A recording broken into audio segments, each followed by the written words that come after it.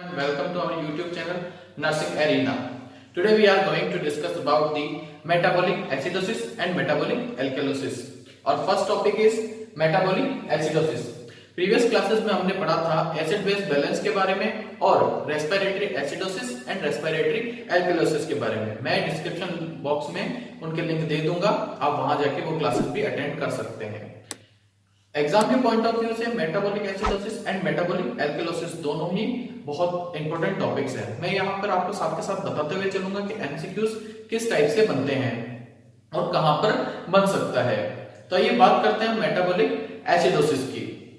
तो उससे पहले हम थोड़ा रिव्यू कर लेते हैं कि हमने पिछली क्लास में क्या पढ़ा था। हमने एपीजी की नॉर्मल वैल्यूज पढ़ी थी, जिसमें हम देख लेते हैं कि पीएच कितना था। पीएच नॉर्मल कितना होता है 7.35 to 7.45। Partial pressure of the O2 कितना होता है 80 to 100। Partial pressure of CO2 कितना होता है 35 टू 45। एंड HCO3 बाइकार्बोनेट्स की नॉर्मल वैल्यू क्या होती है 21 से 28 मिली इक्विवेलेंट पर लीटर। ओके, ये हमारी एपीजी की नॉर्मल वैल्यूज थी। इन्हीं पे डिपेंड करता है कि एसिडोसिस है या एल्कलोसिस है। ओके, तो यहां हम पीएच को देख लेते हैं कि पीएच अगर 7.35 से अगर कम होती है तो बॉडी को क्या, उस टर्म को क्या कहते हैं एसिडोसिस। और 7.45 से अगर ज्यादा हो जाती है तो उसे हम क्या कहते हैं एल्कलोसिस।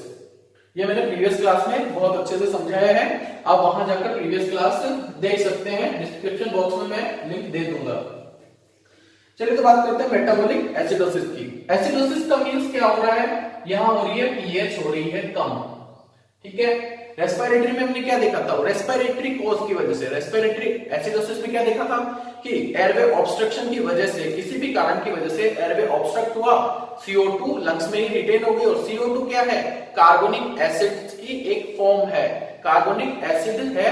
तो एसिड अगर बॉडी में बढ़ेंगे तो क्या होगा एसिडोसिस। और किस वजह से हो रहा है, रेस्पिरेटरी कॉजेस की वजह से। तो वो क्या होगा रेस्पिरेटरी एसिडोसिस। एल्कलोसिस में क्या देखा था, वहां एल्कलोसिस में हमने देखा था कि हाइपरवेंटिलेशन की वजह से लंग्स एक्सेसिव अमाउंट में H आयन का लॉस कर रहे हैं। क्या कर रहे हैं, H आयन का लॉस कर रहे हैं।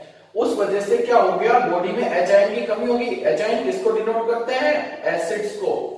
तो एक्सेसिव अमाउंट में अगर H आयन का या एसिड का बॉडी से बाहर निकलना एल्कलोसिस की कंडीशन को कॉज करता है। ओके, यहां पे भी हम बात H आयंस की ही करेंगे। अगर बॉडी में H आयन की, बॉडी में क्या हो रहा है एसिडोसिस, और एसिडोसिस का मतलब क्या है H आयन की एक्सेस, H आयन की एक्सेस होगी। अब वो कैसे होगी अपन कॉजेस के थ्रू देखेंगे। ठीक है, कैसे होगी वो कॉजेस के थ्रू देखेंगे। तो हमारा फर्स्ट कॉज है diabetic ketoacidosis. What is the first cause, diabetic ketoacidosis. इसको डिटेल में समझते हैं, और इसको समझने से पहले हम दो टर्म देखेंगे, एक डायबिटीज मेलाइटस और दूसरा इंसुलिन। इनको समझना बहुत जरूरी है। डायबिटीज मेलाइटस में क्या होता है, ये टाइप 1 एंड टाइप 2 दो टाइप की होती है। टाइप 1 डायबिटीज और टाइप 2 डायबिटीज। यहां हम डायबिटीज डिस्कस नहीं कर रहे हैं, इसलिए ज्यादा डिटेल में नहीं जाएंगे। इसमें देख लेते क्या होता है, इसमें इंसुलिन की इनसफिशियंसी हो जाती है। क्या होती है, इंसुलिन की इनसफिशियंसी। इंसुलिन की इनसफिशियंसी क्यों होती है, क्योंकि pancreas unable to secrete hormone. Hormone कौन सा, इंसुलिन। तो इंसुलिन प्रॉपर्ली अमाउंट में बन नहीं पाता, उसकी वजह से हमको क्या होता है डायबिटीज मेलाइटस। अब बात कर लेते हैं हम इंसुलिन। इंसुलिन का बॉडी में क्या रोल है, ये क्या करता है, ग्लूकोज का मेटाबॉलिज्म करता है। और ग्लूकोज के मेटाबॉलिज्म से क्या मिलती है, एनर्जी। एनर्जी किसको मिलती है, सेल्स को। तो ग्लूकोज का मेटाबॉलिज्म करती है और एनर्जी मिलती है सेल्स को। तो सेल्स की एनर्जी का बनाने का काम कौन करता है, इंसुलिन। चलिए तो इसको रिलेट करते हैं डायबिटिक कीटोएसिडोसिस से। आई होप आपको डायबिटीज मेलाइटस और इंसुलिन का रोल समझ में आ गया होगा। ठीक है, तो डायबिटिक कीटोएसिडोसिस देखते हैं। नाम से पता चल रहा है this is the type of metabolic acidosis. ये एक मेटाबॉलिक एसिडोसिस का एक टाइप है। तो डायबिटिक कीटोएसिडोसिस में हमको ऐसा क्या देखने को मिलता है? तो सबसे पहले देखिए कि डायबिटीज मेलाइटस में ये कंडीशन देखने को मिलती है। डायबिटीज मेलाइटस में क्या होता है, जो इंसुलिन होता है वो होता है कम या इनसफिशिएंट अमाउंट में इंसुलिन होता है। तो क्या होगा, सेल्स एनर्जी नहीं बना पाएंगे, जैसा हमने अभी पढ़ा था। सेल्स एनर्जी क्यों नहीं बना पाएगी? क्योंकि इंसुलिन क्या करता है, मेटाबॉलिज्म क्या करता है, मेटाबॉलिज्म ऑफ ग्लूकोज। ग्लूकोज का मेटाबॉलिज्म करेगा तभी तो ब्लड का ग्लूकोज लेवल कम होगा। तो मेटाबॉलिज्म नहीं कर पा रहा है तो उसकी वजह से क्या हो गया, सेल को एनर्जी भी नहीं मिल रही है।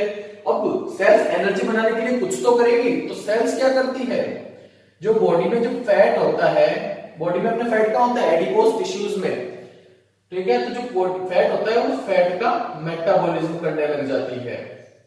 सेल्स को तो कहीं ना कहीं से तो एनर्जी की जरूरत है, कहीं ना कहीं से तो वो बनाएगी, तो फैट को पकड़ लेती है कि भैया तू बना हमारा खाना।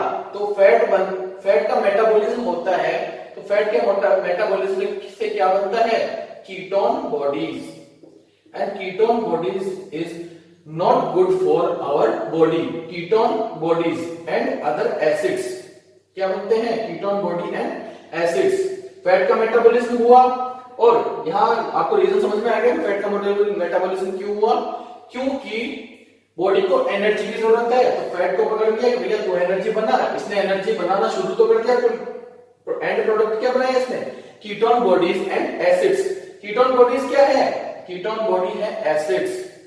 ओके, जैसा कि अब आपको समझ में आ गया होगा कि एसिड्स अगर बॉडी में बढ़ जाएंगे तो क्या होगा, मेटाबॉलिक एसिडोसिस। क्या देखने को मिल रहा है आपको, कौन सी कंडीशन देखने को मिल रही है, मेटाबॉलिक एसिडोसिस। चलिए फिर से समझते हैं, डायबिटीज मेलाइटस में ये देखने को कंडीशन देखने को मिलती है। इंसुलिन का काम क्या होता है, मेटाबॉलिज्म ऑफ ग्लूकोज। अगर डायबिटीज मेलाइटस में क्या होता है, इंसुलिन ही प्रॉपर नहीं बनता, इंसुलिन प्रॉपर नहीं बनता तो क्या होगा, सेल को एनर्जी नहीं मिलेगी, सेल एनर्जी नहीं बना पाएगी।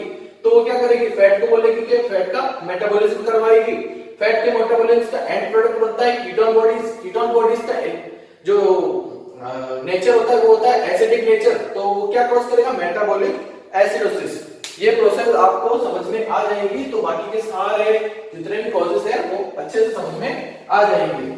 चलिए तो हम नेक्स्ट बात करते हैं, हम मेटाबॉलिक एसिडोसिस की नेक्स्ट कॉज की बात करते हैं। अब बहुत इजी है, नेक्स्ट कॉज की बात करते हैं हम excess injection of acetyl salicylate की। एसिटाइल सैलिसाइलेट एक मेडिकेशन है, ओके, मेडिकेशन है, कौन सी, एस्पिरिन। इसका नेचर कौन सा होता है, इसका नेचर कैसा है, इसका नेचर है एसिडिक नेचर। अगर ये एक्सेस अमाउंट में लेंगे इसका मतलब क्या हो रहा है, हम एसिड को एक्सेस अमाउंट में ले रहे हैं, और एसिड को एक्सेस अमाउंट में लेने का मतलब क्या हुआ, एच आयंस की एक्सेस, एच आयन की वृद्धि हो गई हमारी बॉडी के अंदर, तो उसने क्या कॉज किया, एसिडोसिस। कौन सा वाला, मेटाबॉलिक एसिडोसिस। ओके, आपको समझ में आ गया कि एक्सेस इंजेक्शन ऑफ, आप एसिड जगह ज्यादा अमाउंट में एसिड लोगे तो ऑब्वियस सी बात है कि बॉडी में एसिड का एनवायरनमेंट बढ़ जाएगा, एसिड की मात्रा बढ़ जाएगी। एसिड को कौन डिनोट करता है, H+ आयंस। कौन डिनोट करता है, H+ आयंस। चलिए नेक्स्ट बात करते हैं, हमारा नेक्स्ट कॉज है हाई फैट डाइट। याद करिए कि मैंने डायबिटिक कीटोएसिडोसिस में क्या बताया था, अगर कोई पर्सन हाई फैट डाइट लेगा, तो सेल्स क्या करेगी, सेल्स एनर्जी कहां से बनाएगी, सेल्स एनर्जी भी फैट के थ्रू बनाएगी।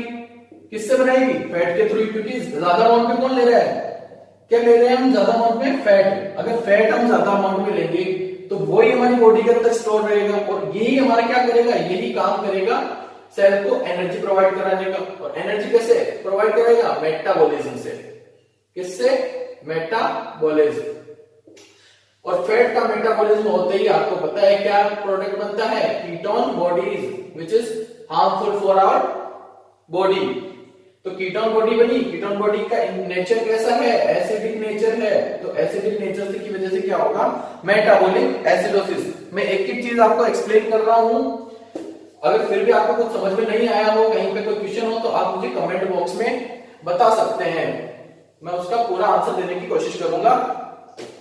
चलिए तो नेक्स्ट बात करते हैं हमारे फोर्थ कोर्स की, इनसफिशिएंट मेटाबॉलिज्म ऑफ कार्बोहाइड्रेट।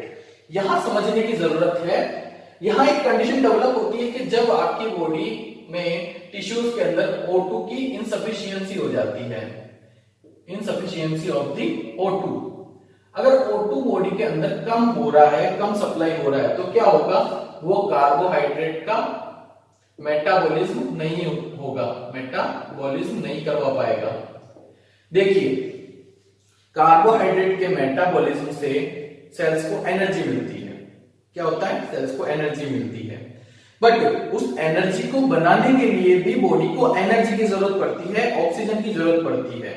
तो अगर कंडीशन डेवलप हो गई कि O2 इनसफिशिएंट है, O2 इनएडिक्वेट अमाउंट में है, तो कार्बोहाइड्रेट का मेटाबॉलिज्म नहीं होगा। कार्बोहाइड्रेट का मेटाबॉलिज्म अगर नहीं होगा तो क्या होगा, और O2 साथ के साथ O2 की भी इनसफिशियंसी है, तो क्या देखने को मिलेगा, टिश्यू इस्चेमिया, या कह सकते हैं कि टिश्यू डैमेज होने लग जाएंगे। अगर सेल्स को प्रॉपरली अमाउंट में एनर्जी नहीं मिलेगा तो क्या होगा, टिश्यू डैमेज होने लग जाएंगे। और we all know tissue damage होने पर कुछ ऐसे सिक्रेट होते हैं जैसे कि लैक्टिक एसिड, लैक्टिक एसिड। तो अगर जो टिश्यूज डैमेज हो रहे हैं वो क्या सिक्रेट करेंगे, लैक्टिक एसिड को सिक्रेट करेंगे। और lactic acid is the form of acid which increase the level of H ions or acids into the body and it will result metabolic acidosis। क्या होगा, मेटाबॉलिक एसिडोसिस। जैसा कि O2 insufficiency हुई, CHO का metabolism नहीं हुआ, tissue ischaemia, tissue damage हुए, और डैमेज टिश्यू ने क्या किया, लैक्टिक एसिड को सिक्रेट किया। और लैक्टिक एसिड क्या है, एक एसिड है, तो वो एसिड अमाउंट बढ़ जाएगा बॉडी के अंदर। क्या होगा, एसिडिक एनवायरनमेंट बॉडी के अंदर बढ़ जाएगा, कॉज करेगा मेटाबॉलिक एसिडोसिस। नेक्स्ट बात करते हैं, ये भी एक मेन कॉज है, रीनल इनसफिशियंसी।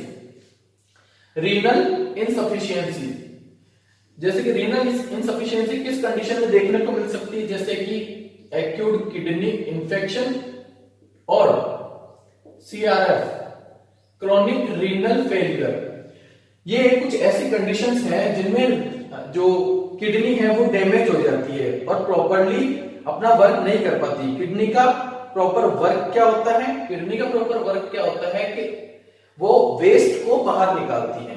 क्या वर्क होता है, वेस्ट को बाहर निकालती है। तो ये क्या करेगी, unable to excrete, unable to excrete waste product, unable to excrete waste product। अब वेस्ट प्रोडक्ट भी कौन से, प्रोटीन के, प्रोटीन के, जिसे हम क्या कहते हैं, अमीनो एसिड्स। प्रोटीन के वेस्ट प्रोडक्ट क्या बने, अमीनो एसिड्स। और अमीनो एसिड्स अगर बॉडी से बाहर नहीं निकलेंगे तो क्या होगा, एसिडिक एनवायरनमेंट बढ़ जाएगा। क्या होगा, एसिड इंक्रीज हो जाएगा। क्या होगा, एसिड बॉडी के अंदर इंक्रीज हो जाएगा, और एसिड बॉडी के अंदर इंक्रीज हुआ तो क्या कॉज हुआ, मेटाबॉलिक एसिडोसिस।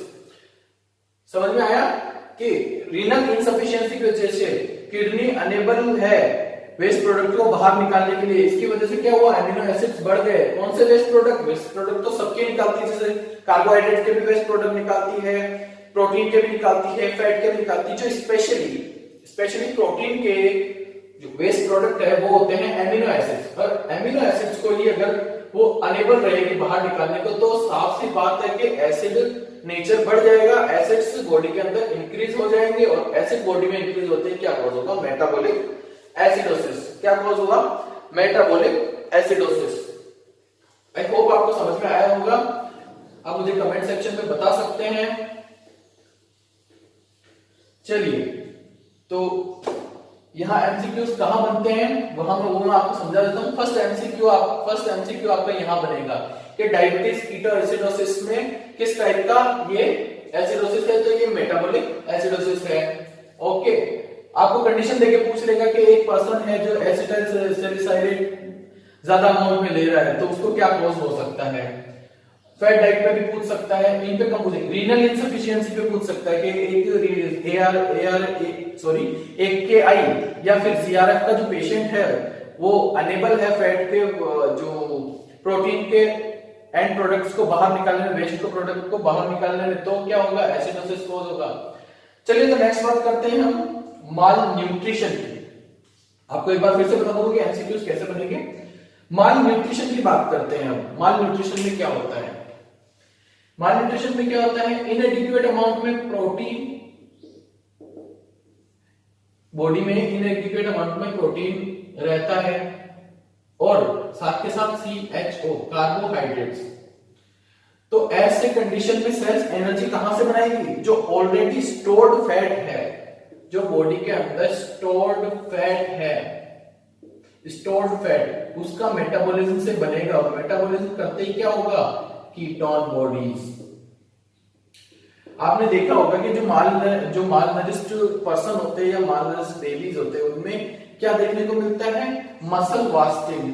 क्या देखने को मिलता है? जो स्पेशली जो अडल्ट होते हैं, अडल्ट में जो माल न्यूट्रिशन है अगर, तो उसमें मसल वास्टिंग देखने को मिलता है, मसल्स की कमी होती है। वो क्यों होती है? क्योंकि उनको एडिक्वेट अमाउंट में प्रोटीन और कार्बोहाइड्रेट तो लेते नहीं है। तो ऐसी कंडीशन में उनका जो स्टोर्ड फैट होता है, जो मसल्स के ऊपर जो स्टोर्ड फैट होता है, वो मेटाबॉलिज्म में काम आता है, वो सेल्स की एनर्जी बनाने में काम आ जाता है। इस वजह से उनमें ऐसे कंडीशंस में क्या देखने को मिलेगा? मेटाबॉलिक एसिडोसिस, कीटोन बॉडीज का फॉर्मेशन, इनमें भी कीटोन बॉडीज का फॉर्मेशन हो जाएगा। आई होप आपको अब तो समझ में आ गया होगा कि कीटोन बॉडीज के फॉर्मेशन से मेटाबॉलिक एसिडोसिस कैसे कॉज होता है।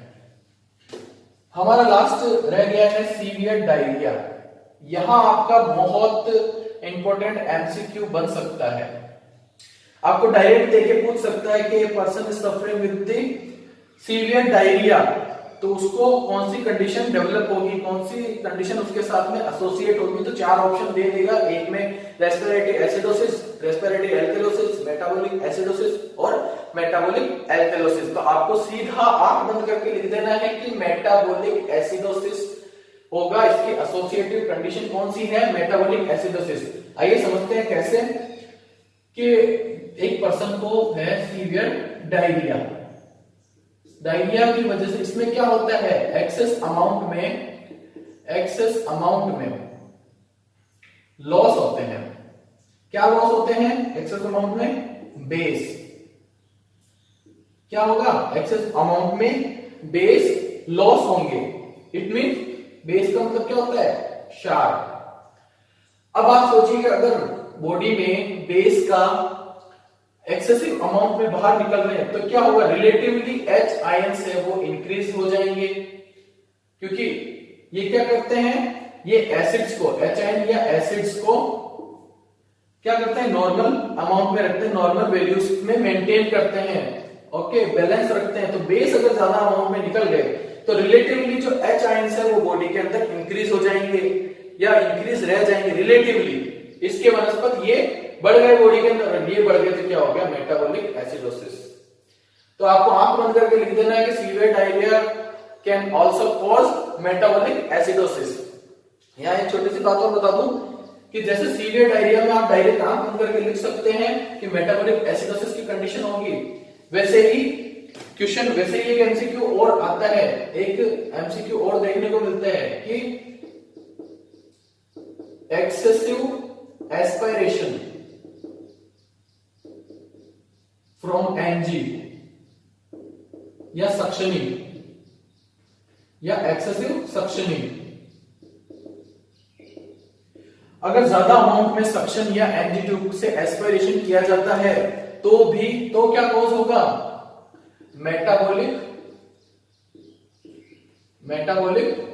एल्कलोसिस। क्योंकि ऐसी कंडीशन में क्या हो रहा है? स्टमक में क्या होता है? HCl क्या है? H आयंस है, एसिड्स है। तो अगर ज्यादा अमाउंट में एसिड का लॉस होगा तो एल्कलोसिस की कंडीशन डेवलप होगी। ये हम आगे भी पढ़ेंगे। ओके फ्रेंड्स, मेटाबॉलिक एल्कलोसिस की। तो एल्कलोसिस किस पे डिपेंड करता है? एल्कलोसिस डिपेंड करता है H आयंस के लॉस पर। ठीक है, अगर एक्सेसिव अमाउंट में H आयन का बॉडी से लॉस होगा तो एल्कलोसिस कॉज होगा। दूसरा, जो बेस है, बेस जिसको बॉडी में बेस किस फॉर्म में होते हैं, HCO3, जो बाइकार्बोनेट्स होते हैं उनके फॉर्म में हमारे बेस होते हैं। तो या तो बेस का लॉस होगा ही नहीं, या तो ये स्टेबल बने रहेंगे, या फिर बेस एक्सेस हो जाएगा बॉडी के अंदर, इनका जो लेवल है वो बढ़ जाएगा। भले ही H का लॉस होना हो, इनका अगर लेवल बढ़ गया तो भी एल्केलोसिस कॉज होगा, H का लॉस हो गया तो भी एल्केलोसिस होगा। तो आपको समझ में आया कि एल्केलोसिस किस पे डिपेंड करता है, H के लॉस पे। अब भले ही बेस जो है वो स्टेबल बने रहे, अगर H का ज्यादा लॉस हो गया तो बेस ऑलरेडी इंक्रीज हो जाएंगे, और बेस अगर इसका लॉस हुआ भी नहीं, H का लॉस किसी भी कारण से नहीं हुआ, तो बेस का अगर इंक्रीज हो गया, बेस को जो HCO3 है या फिर कह सकते हैं जो बाइकार्बोनेट्स हैं वो एक्सेसिव अमाउंट में इंजेक्शन या इन्फ्यूजन किसी भी माध्यम से बाहर से बॉडी के अंदर अगर आ गए या ले लिए हमने, तो इनका क्या होगा, अमाउंट इंक्रीज हो जाएगा, तो लेवल इंक्रीज करेगा और पीएच को कर देगा ज्यादा, और पीएच ज्यादा होते ही क्या होगा, एल्केलोसिस। तो एल्केलोसिस कंडीशन कब देखने को मिलेगी, कब कह सकते हैं कि एल्केलोसिस है, कि जब पीएच लेवल 7.45 से ज्यादा होगा। 7.45 से अगर बढ़ गया तो क्या होगा, उनको कौन सी कंडीशन देखने मिलेगी, मेटाबॉलिक एल्केलोसिस। तो मेटाबॉलिक एल्केलोसिस कब कह सकते हैं इसको, इतनी देर तो बात करते थे सिर्फ एल्केलोसिस की। मेटाबॉलिक एल्केलोसिस कब कह सकते हैं कि मेटाबॉलिक एल्केलोसिस में एक चीज होती है, डिसफंक्शनिंग ऑफ मेटाबॉलिज्म, ये मेजर कॉज है। मेटाबॉलिज्म में डिसफंक्शन हो जाना, इनप्रॉपर तरीके से मेटाबॉलिज्म क्या कॉज करता है, एल्केलोसिस। क्या कॉज करता है, एल्केलोसिस। ओके, क्योंकि मेटाबॉलिज्म से क्या बनते हैं, मेटाबॉलिज्म से बनते हैं H आयंस, और अगर मेटाबॉलिज्म प्रॉपर्ली नहीं होगा तो क्या होगा, H आयन भी इनसफिशिएंट अमाउंट में, इनएडिक्वेट अमाउंट में बॉडी में बनेंगे, क्या होगा, डिसफंक्शन होगा, तो जो H आयन है वो भी इनएडिक्वेट बनेंगे, इनएडिक्वेट अमाउंट में बनेंगे, और इनएडिक्वेट अमाउंट में बना तो क्या हो गया, H आयन की कमी हो गई, H आयन की कमी हो गई तो क्या हो गया, HCO3 रिलेटिवली इंक्रीज हो गए, और HCO3 किसको डिनोट करते हैं, बेस को, और क्या कॉज होगा, मेटाबॉलिक एल्केलोसिस। क्या कॉज होगा, मेटाबॉलिक एल्केलोसिस। आपको ये बात समझ में आई, ये भी एक कॉज हो सकता है, होता है कि डिसफंक्शन ऑफ द मेटाबॉलिज्म। चलिए तो नेक्स्ट बात करते हैं हम बात करते हैं diuretics. We all know diuretics क्या काम करते हैं, डायूरेटिक्स क्या काम करते हैं, यूरिन की क्वांटिटी को बढ़ा देते हैं। ओके, यूरिन फॉर्मेशन को इंक्रीज कर देते हैं। यूरिन फॉर्मेशन, और ये काम कहां करते हैं, किडनी पे। काम कहां करते हैं, किडनी ट्यूब्यूल्स पे। इससे क्या होगा, एक्सेसिव अमाउंट में यूरिन का फॉर्मेशन होगा। यूरिन का फॉर्मेशन होगा तो क्या होगा, एक्सेसिव अमाउंट में वाटर का डिस्चार्ज होगा, वाटर बाहर निकलेगा। तो इसी कंडीशन में क्या होता है, H आयंस लॉस। क्या होगा, H आयन लॉस हो गए। डायूरेटिक्स क्या करते हैं, यूरिन फॉर्मेशन, एक्सेसिव अमाउंट में यूरिन का फॉर्मेशन करते हैं, और वाटर और सोडियम के निकल जाने के साथ साथ H आयंस भी बॉडी से बाहर चले जाएंगे। क्या होगा, H आयन भी बॉडी से बाहर चले जाएंगे, और कौन सी कंडीशन डेवलप होगी, मेटाबॉलिक, कौन सी कंडीशन डेवलप होगी, बॉडी के अंदर बेस का लेवल इंक्रीज हो जाएगा। क्यों, क्योंकि रिलेटिवली H आयन तो कम है, इसलिए बेस का लेवल बढ़ जाएगा। तो क्या कॉज होगा, मेटाबॉलिक एल्केलोसिस। क्या कॉज होगा, मेटाबॉलिक एल्केलोसिस। ठीक है, नेक्स्ट बात करते हैं हम हमारे सेकंड कॉज की। Second cause of metabolic alkalosis, second cause क्या है, एक्सेसिव वोमिटिंग। सेकंड कॉज क्या है, excessive vomiting and GI suctioning. अभी थोड़ी देर पहले भी बताया था कि अगर एक्सेसिव वोमिटिंग होगी तो अपने को कौन सी कंडीशन देखने को मिलेगी, H आयन लॉस। क्यों, क्योंकि स्टमक में क्या होता है, स्टमक में होता है HCl। स्टमक में क्या होता है HCl, हाइड्रोक्लोरिक एसिड। क्या होता है हाइड्रोक्लोरिक एसिड। एसिड का मतलब क्या होता है H आयंस। तो अगर एक्सेसिव अमाउंट में वोमिटिंग होगी और जीआई सक्शनिंग का मींस जो एनजी ट्यूब से हम सक्शन कर रहे हैं तो क्या होगा, ज्यादा से ज्यादा अमाउंट में HCl है वो बॉडी से बाहर चला जाएगा। HCl बॉडी से बाहर चला गया इसका मतलब एक्सेसिव अमाउंट में एसिड बॉडी से निकल गया। तो अब क्या हो गया, H आयन की हो गई कमी। H आयन की कमी होते ही वही सेम बेस का लेवल बढ़ गया और मेटाबॉलिक एल्कलोसिस की कंडीशन डेवलप हो गई। आई होप आपको समझ में आया होगा कि H आयन लॉस क्यों हुए, क्योंकि ज्यादा अमाउंट में अगर वोमिटिंग होगी और जीआई सक्शन नहीं किया जाएगा तो स्टमक में जो HCl है वो बाहर निकल जाएगा। और HCl क्या है, एसिड है। एसिड ज्यादा अमाउंट में बाहर निकलेंगे तो क्या कॉज करेगा, मेटाबॉलिक एल्कलोसिस। और मेटाबॉलिक एल्कलोसिस में क्या होता है, पीएच बढ़ जाती है। कितने से ज्यादा होती है, 7.45 से ज्यादा पीएच हो जाए तो उसे कहते हैं हम एल्कलोसिस। नेक्स्ट बात करते हैं हम हाइपर एल्डोस्टेरोनिज्म। यहां समझने वाली बात है हाइपर एल्डोस्टेरोनिज्म क्या होता है कि एल्डोस्टेरोन का लेवल, एल्डोस्टेरोन थोड़ा एल्डोस्टेरोन के बारे में देख लेते हैं। एल्डोस्टेरोन क्या है, एल्डोस्टेरोन हार्मोन है जो एड्रिनल ग्लैंड से सीक्रेट होता है, वो भी कॉर्टेक्स पार्ट से। ओके, एल्डोस्टेरोन जो है वो एड्रिनल ग्लैंड के कॉर्टेक्स पार्ट से सीक्रेट होता है। इसका काम क्या होता है, इसका वर्क होता है वाटर और सोडियम का रीएब्जॉर्प्शन। क्या करता है ये, वाटर और सोडियम का रीएब्जॉर्प्शन करता है। वाटर और सोडियम के रीएब्जॉर्प्शन से मेटाबॉलिक एल्कलोसिस कैसे होगा कि इसमें क्या होगा, H आयंस का लॉस देखने को मिलेगा। यहां पर भी क्या होगा, H आयंस का लॉस आपको देखने को मिलेगा। वाटर और सोडियम का रीएब्जॉर्प्शन कर लेगा तो फ्लूइड वॉल्यूम बढ़ जाएगी और रिलेटिवली H आयंस का लॉस आपको यहां देखने को मिलेगा। समझ में आ गया, एल्डोस्टेरोन एड्रिनल ग्लैंड के कॉर्टेक्स पार्ट से सीक्रेट होता है, वाटर और सोडियम का रीएब्जॉर्प्शन करता है और H आयन का लॉस यहां देखने को मिलेगा। H आयन अगर लॉस होंगे तो कौन सी कंडीशन डेवलप होगी, मेटाबॉलिक एल्कलोसिस। नेक्स्ट बात करते हैं हम injection and infusion of the access sodium bicarbonate. इसे हम क्या कहते हैं, सोडियम बाइकार्बोनेट।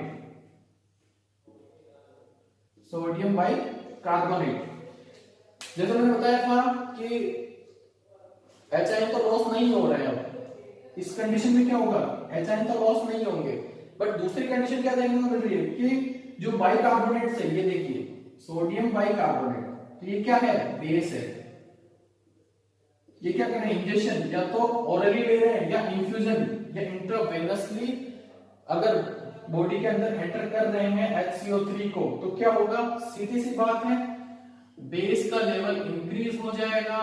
बेस का लेवल इंक्रीज होगा तो ये क्या करेगा, पीएच को बढ़ा देगा और पीएच बढ़ते ही क्या हो गया, मेटाबॉलिक एल्कलोसिस।